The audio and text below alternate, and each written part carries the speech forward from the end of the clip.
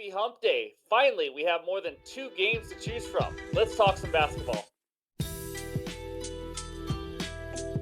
What's going on, everyone? Welcome back in to another episode for Just a Bet Outside. I'm your host, Steven, and we are here to talk some more NBA basketball, baby. We have 11 games today. That's right. No more of this two-game crap. We got a lot of teams playing. I got bets to get into, bets recap. We have a big day for you. But before we get into all that, I know we got a lot of new subscribers, and I think we have some new sports bettors. So I just want to make sure I point this out. I talked a little bit about it in Discord. If you're hitting like 55 to 60% of your bets at standard odds, you are doing excellent. Sports betting is very hard. We went on a ridiculously 30 and 4 run, a ridiculous 30 and 4 run that I'll probably never do again, to be honest with you. It was absolutely insane. But I told you guys during that run also, we were going to have some losing days. It happens. So I know the hate's going to come. It's YouTube and all that. First of all, whether you're hating or liking, thank you for tuning into the video. Thank you for hitting like. And thank you for commenting because it does help the channel grow. So I really appreciate that. But this channel is more than just giving out a couple bets and leaving. If you have not been able to tell that yet, we give out research help. You're going to see in this video, we got a couple different research help segments to give you guys.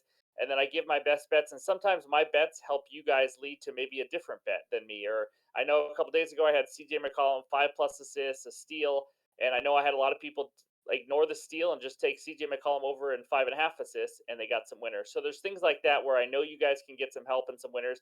If you are watching this video and fast forwarding to the bets recap and then leaving a comment of hate that I lost some bets, you're missing out. And first of all, I think I'm only going to start replying to people that actually maybe watched the game, understood what happened, talking basketball and why we missed and things like that, as opposed to just, the guys that just like to hate. But if you guys do see a lot of hate comments in there, my goal on this channel was always to have a positive community because we are going to win together. We are going to lose together. If you guys see some hate comments, you can't ignore it. But if you want to send them a positive comment, because I want to kind of get rid of that, and also I don't know, maybe they're having a bad day. You never know. Just something to kind of cheer their spirits on a little bit because we don't need that here, that's for sure. But I know a lot of you guys are supporting. This isn't for the majority of you.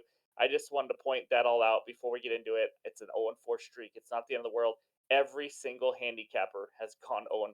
I promise you that. So, but it's my job to try to bounce back. So we're going to do that today. That was my little rant. Again, if this was easy, Vegas would be completely shut down and we'd be all living in mansions. So it's not easy, but it is a lot of fun. Nothing better than waking up every single morning, talking sports in the Discord with you guys, following bets at night. It's a blast. So before we get into what we're talking about, it's Jabo MVP time, baby. That's right. Before we pull up those new Jabo MVPs, it's only $2.99 a month. The join button is below. It really helps this channel grow. It allows us to keep this grind going. And it just supports us for all the hours we put in, and we cannot thank you enough. Again, never required, but always appreciated. And so if I've helped you win $3, then I would love if you could join the Jabo MVP, and you get some perks with it, like badges, emojis, prioritized comments or replies to your comments, some shout outs, things like that. So it's a lot of fun, and I appreciate all the people that have done it. And let's pull up the new Jabo MVPs. There it is. We got 10 new Jabo MVPs today. Thank you guys. I appreciate it. Here we go. Let's see how many names I can screw up. At Siren Terry 2395. At D McNetty 3228. At Rob Dizzle, which reminds me of Rob Riggle, funny actor. And then at Adam Gladstone 2136. At Adolfo Ariza B01LY. I almost said Boily, but I don't think that's it. Thank you. At Ken Smith 2420. Thank you, Ken Smith. That was an easier one.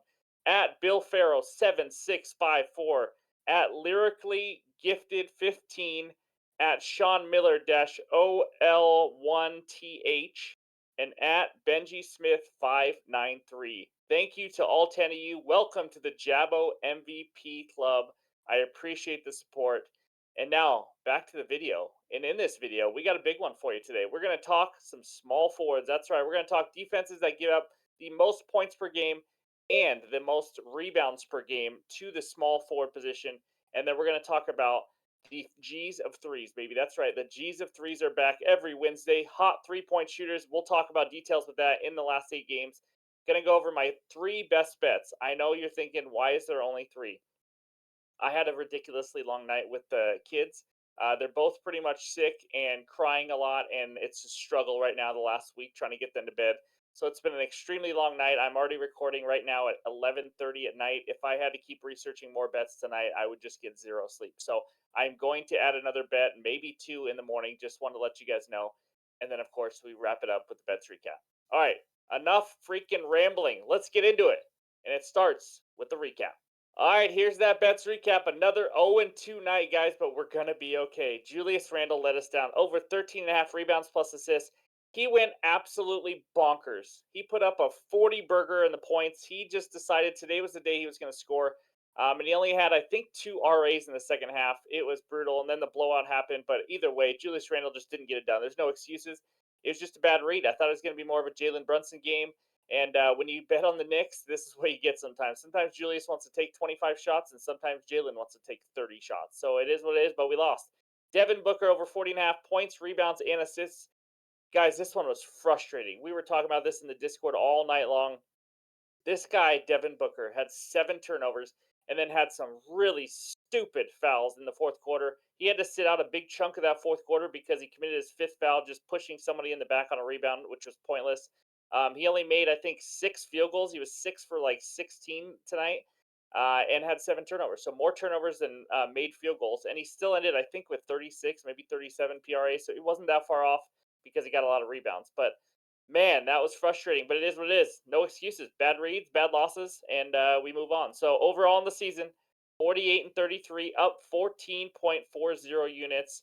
If you followed me all year and just blindly tailed the bets, we are winning money. So we're going to be okay. Everyone take a deep breath.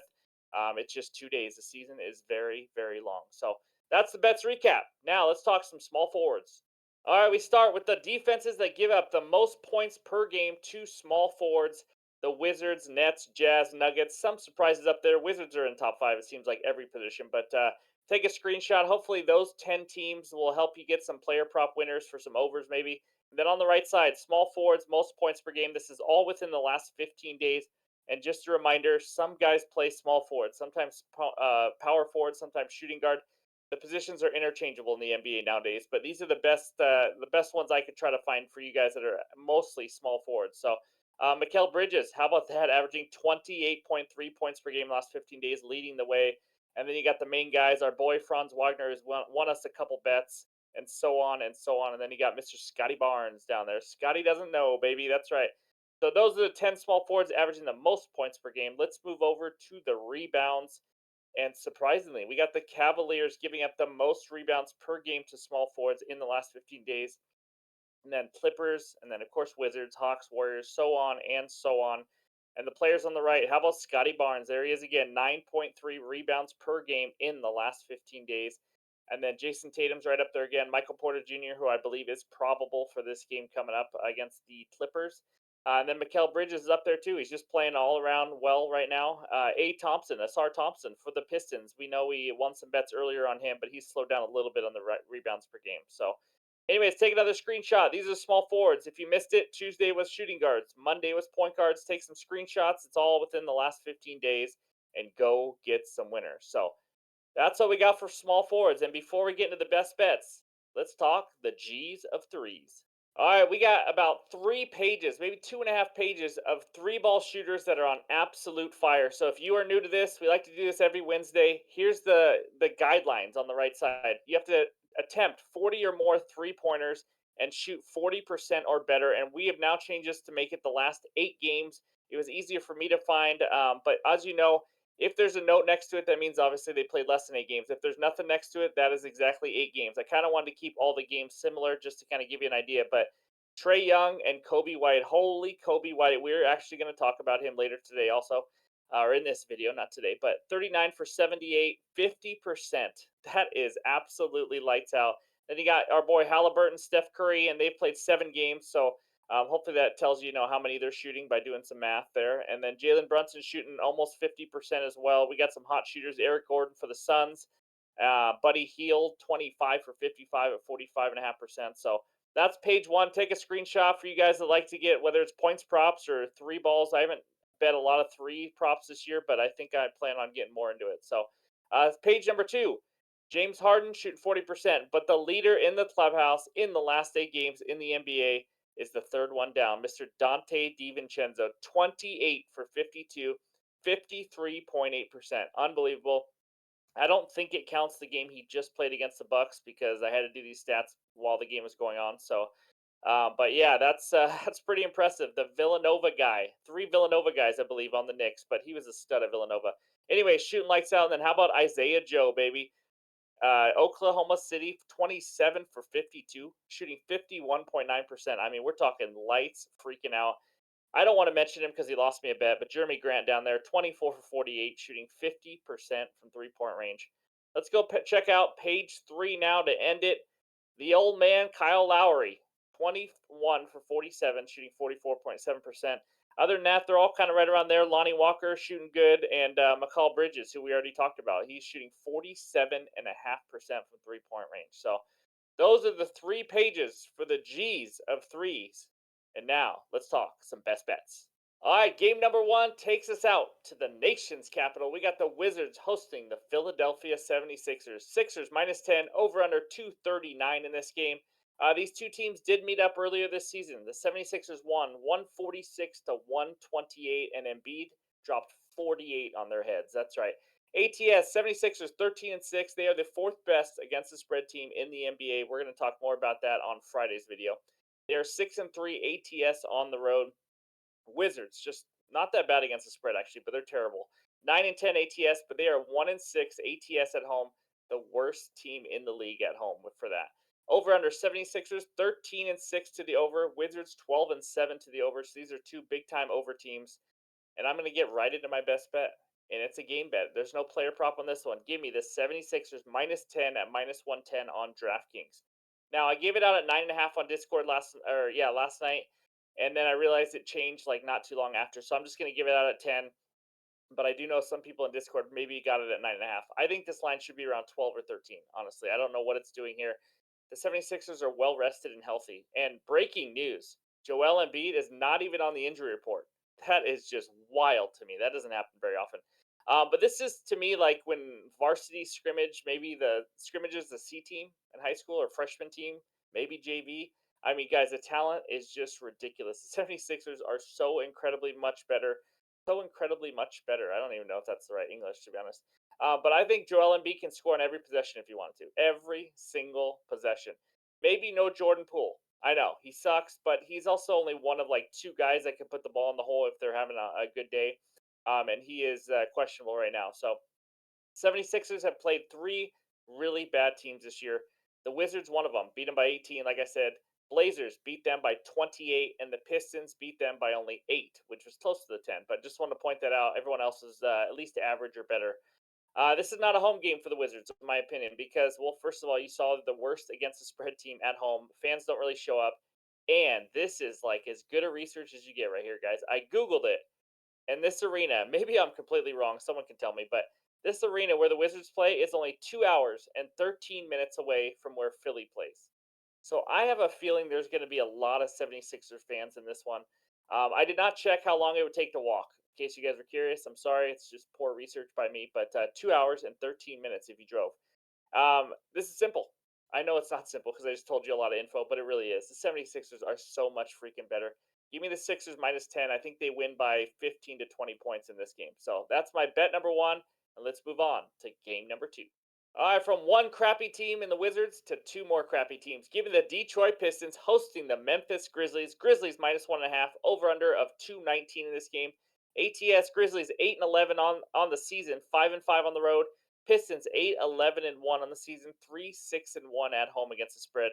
Over under Grizzlies 12 and 7 to the under, Pistons 12 and 8 to the over. That is all the information I'm going to get for you because you don't care about these teams. So here's my best bet. It's Mr. Cade Cunningham for the Pistons over 22.5 points. I got this at minus 113 on FanDuel. Cade has been on an absolute roll lately. He's not always the most efficient player, but he has now taken 17 plus shots now in the last 7 of the last 8 games, and the only game he didn't was because of a massive blowout. And this is also breaking news. Both of these teams might not be in a blowout game. This is a 1.5 point line, so you expect a competitive game between these two terrible teams. But he's gone over this in 4 of the last 5 games. And again, the only one he missed was that blowout. So obviously he didn't take a lot of shots also. But he's played 37 plus minutes in 4 of the last 6 games. This guy is playing humongous minutes. We're getting near 40 there. He faces the Grizzlies now, who have given up the fourth most points to point guards in the last 15 days at almost 26 points per game, and ninth most overall in the entire season to the point guard position at just about 25 points. The minutes are there, the volume is there, the matchup is there. They all align. Give me Cade Cunningham over 22 and a half points.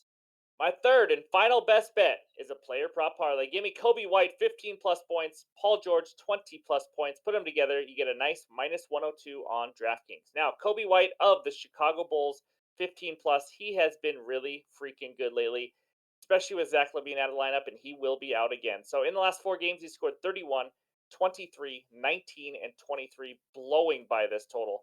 His original line's around 17 and a half. I think he goes over it, but I'm taking it down to 15. As you saw in the G's of threes, this guy has been absolutely in fuego from 3 point range, which also helps. But he has the volume as well needed for the 15 points scored. In the last 3 games without LaVine, he's attempted 17, 20, and 17 shots. Guys, if he attempts 17 shots again and doesn't get 15 points, I don't know what to tell you. It was still a good read, but I expect him to make some shots. So playing big minutes, playing a bad Hornets defense. In the last 15 days, the Hornets have given up the sixth most points to point guards in the league, probably because of no LaMelo Ball lately. So that's the first leg. Second leg, Mr. Paul George, the man with two first names, 20 plus points. I know trusting a Clippers player or a guy with two first names can be hard, but his original line is over 22 and a half or 23 and a half. We're taking it down to 20 to be safe. He's averaging over 23 and a half points per game on the season. He has taken 16 plus shots in 10 of his last 11 games. He's also taken 18 plus shots in 7 of the last 10 games. I mean, the volume is there as well. He's had one great and one terrible game versus the Nuggets this season. He scored 36 in one game and 6 in the other. That 6 point game was the one game he did not take the 16 or more shots. He went 2 of 13 shooting, and Kawhi Leonard shot like 27 times or something right around there. It was insane. But Nuggets giving up the fourth most points to small forwards in the last 15 days, like you just saw earlier, and he's fully rested. And I expect George to come out and have a good game at home in a hopefully competitive game against the Denver Nuggets. So that is my third and final bet. George 20 plus points, Kobe White 15 plus points. Now let's check out the bets recap. There it is. Bet number one is the Sixers minus 10 at minus 110 on DraftKings. And then Cade Cunningham of the Pistons over 22 and a half points at minus 113 on FanDuel. And then we have a player prop parlay. Kobe White 15 plus points. Paul George 20 plus points at minus 102 on DK. Again, I will have another added bet. It will be in the pinned comments below. It will be in the Discord. It will be on X. All the good stuff. It will be there, but it is already midnight, and researching for more bets is just would be too hard. I have my eyes open, so if I look tired, that's why. It's been a long night with the kiddos, but that's what we got for you for Wednesday, December 6th. Let's get some freaking winners. The 0-4 run's got to be over. Let's get a sweep. I just feel a sweep coming on. So thank you guys for all the support, all the new Jabbo MVPs. You guys are awesome. I appreciate it. Let's kick some butt. Hope everyone has a great Wednesday. We'll talk to you soon.